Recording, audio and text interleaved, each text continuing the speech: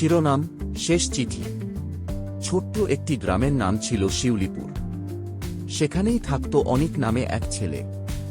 বাবা অনেক বছর আগে মারা গিয়েছিলেন, তাই তার মা সেলাই করে সংসার চালাতেন। অভাব ছিল, কিন্তু ভালোবাসার কোনো অভাব ছিল না।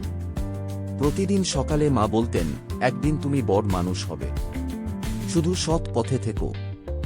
অনিক শহরে পড়তে গেল। প্রথম দিকে সে নিয়মিত মাকে চিঠি লিখত, কিন্তু পড়াশোনা, নতুন বন্ধু আর কাজের ব্যস্ততায় ধীরে ধীরে সেই চিঠিগুলো বন্ধ হয়ে গেল। ফোনও খুব কম করত। একদিন গ্রামের প্রতিবেশী ফোন করে জানালেন, তোমার মা অসুস্থ। অনিক তখন একটি গুরুত্বপূর্ণ চাকরির ইন্টারভিউয়ের প্রস্তুতি নিচ্ছিল। সে ভাবল, আর দু-একদিন পরে যাই। কিন্তু সেই দু-একদিন আর এলো না। হাসপাতালে পৌঁছে সে জানতে পারল, তার মা আর বেঁচে নেই।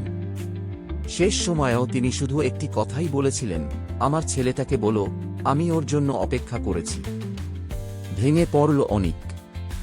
বাড়িতে ফিরে মায়ের আলমারি খুলতে গিয়ে সে একটি পুরনো টিনের বাক্স পেল। বাক্সের ভেতরে সুন্দর করে ভাঁজ করা অবস্থায় রাখা ছিল তার ছোটবেলায় লেখা সব চিঠি।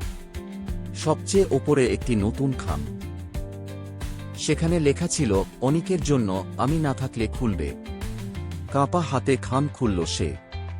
চিঠিতে লেখা ছিল, বাবা, তুমি যদি এই চিঠি পড়ো, তাহলে বুঝব আমি তোমার সামনে নেই। তোমাকে কোনোদিন দোষ দিইনি। জানি তুমি নিজের ভবিষ্যৎ গড়তে ব্যস্ত ছিলে। শুধু একটা আক্ষেপ ছিল, আরেকবার যদি তোমাকে জড়িয়ে ধরতে পারতাম। আমার জন্য কাঁদবে না।